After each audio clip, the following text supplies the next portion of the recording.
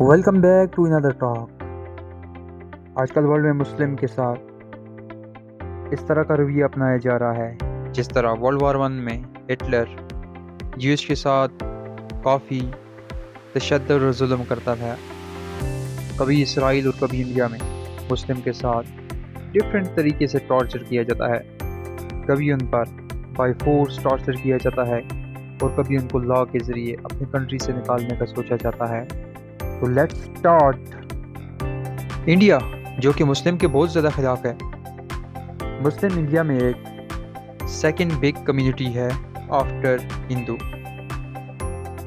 مودی کے پاور میں آنے کے بعد مسلم نے انڈیا میں کافی ظلم اور تشدد برداشت کیا ہے، لیکن یہ مودی کی ہندو ناتا پالیسی سٹاپ نہیں ہوتی، یہ ایوری ڈے کے ساتھ اور مزید زور کے ساتھ اوپر آتی ہے۔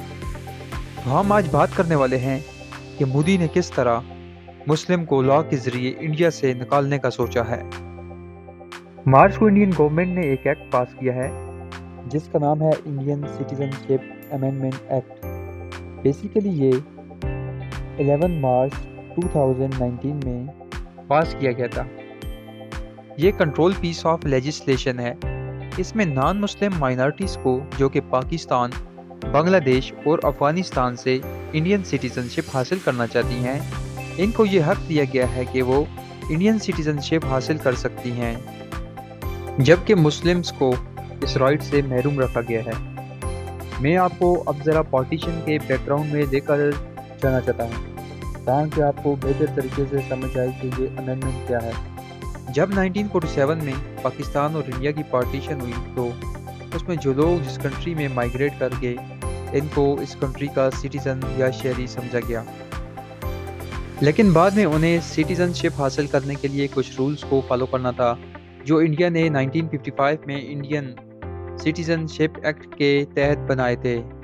لیٹر ان 2019 سم امینڈمنٹ 1950 کے انڈین سٹیزن شپ ایکٹ میں کی گئیں، جس میں نان مسلم کو سٹیزن شپ دینے کے لیے کچھ نیو ایکٹس ڈالے گئے جو کہ انڈیا میں 31 دسمبر 2014 کو پاکستان، افغانستان اور بنگلہ دیش سے داخل ہونے والے کے لیے تھے۔ انڈیا کا مین موٹو اس ایکٹ کا یہ ہے کہ ورلڈ کے سامنے یہ ظاہر کرنا چاہ رہا ہے کہ ان کنٹریز میں یہ نان مسلم کو ٹارچر کیا جا رہا ہے، جبکہ اس میں بیہائنڈ دا کرٹن مسلمز کو سٹیزن شپ سے محروم رکھنے کا سوچا گیا ہے۔ اس ایکٹ کے پیسج کے بعد مسلم کمیونٹیز اسپیشلی کافی سفر ہوئی اور بہت سی ہیومن رائٹ آرگنائزیشن اور مسلم کمیونٹیز کی ڈفرینٹ آرگنائزیشن نے اس ایکٹ کو مسلم کے خلاف ڈسکریمنیٹری ایکٹ کہا ہے، جس میں مسلمانوں کی ڈگنیٹی میں کافی کمی آئی۔ اس ایکٹ کے پیسج سے پہلے انڈیا کی سٹیزن شپ حاصل کرنے کے لیے ریلیجن کو بیس کے طور پر نہیں مانا جاتا تھا، بلکہ ایک رول تھا جس میں تمام پیپل جو کہ دوسرے کنٹریز سے آئے ہوئے ہوتے تھے ان کو certain period of time wait کرنا پڑتا تھا، اور اس کے بعد نیوٹرلائزیشن بیس پر دوسرے معنوں میں ریلیجن کے کنسیپٹ کو نیگلیکٹ کرتے ہوئے ان کو سرٹن پیریڈ آف ٹائم کے ویٹ کے بعد انڈیا کا سٹیزن شپ دی جاتی تھی یا انڈیا کا سٹیزن مانا جاتا تھا، جو کہ 11 ایئر ہے، جو کہ لیگلی انڈیا میں انٹر ہوتے تھے۔ اب یہاں کوشچن یہ ارائز ہوتا ہے کہ اس ایکٹ کو اسی وقت کیوں انیکٹ کرنا تھا یا نافذ کرنا تھا۔ اس کے پیسج میں، اس کے بیک گراؤنڈ میں کچھ خاص موٹیو ہیں جو کہ میں آپ لوگوں کے سامنے رکھنا چاہتا ہوں۔ یہ ایکٹ ایک ایسے وقت میں لاگو کیا گیا جب انڈیا میں الیکشن انتہائی نزدیک ہے۔ مودی جو کہ ہندوازم کا ایک بڑا لیڈر ہے، ہندو ویسے بھی مسلمانوں کے اینٹی ہیں، اور مودی نے ورلڈ کے سامنے یہ ظاہر کیا کہ دوسرے کنٹری میں ریلیجن مائنارٹی کا کوئی خیال نہیں رکھا جاتا، اس لیے انڈیا یا ہندو ان کا خیال کرتے ہیں اور ان کو اپنی کنٹری میں انٹر ہونے ساتھ ہی نیشنلٹی یا سٹیزن شپ دیتے ہیں، جبکہ یہ تو مودی نے ورلڈ کے سامنے ظاہر کیا ہے، لیکن ایکچولی یہ نہیں ہے، کیونکہ وہ تو مسلم کو کسی بھی طرح डिस्क्रिमिनेटरी प्रैक्टिस या लॉ के ज़रिए अपने कंट्री से एक्सपेल करने की कोशिश कर रहा है, लेकिन वो इसमें नाकाम है। फिर वो सोचता है कि किसी भी तरह लॉ के ज़रिए इनको एक्सपेल किया जाए या इनको सुप्रेस किया जाए बाय फोर्स और बाय लॉ। इसके लिए उन्होंने मुख्तलिफ हरबे अपनाए हैं।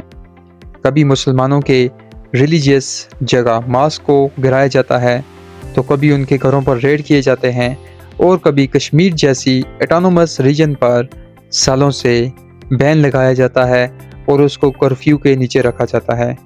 इस एक्ट की पैसेज के बाद वर्ल्ड के मुस्लिम और स्पेशली इंडिया के मुस्लिम के अंदर काफ़ी तशवीश आई है। न सिर्फ वर्ल्ड के मुस्लिम ने बल्कि इंडिया के मुस्लिम ने भी इसके ख़िलाफ़ अपने प्रोटेस्ट रिकॉर्ड कराए हैं। अब इंडियन सुप्रीम कोर्ट में मोर दैन 200 पिटीशंस दायर की गई हैं, जिन पर अभी डिसीजन आना पेंडिंग है, जिनमें इस एक्ट को डिस्क्रिमिनेटरी बेस करार दिया गया है।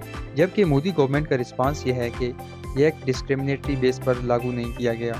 इंडियन होम मिनिस्ट्री की तरफ से एक रिस्पांस आया है, उसमें ये कहती हैं कि many misconceptions have been spread about the law and that its implementation was delayed due to COVID-19 pandemic।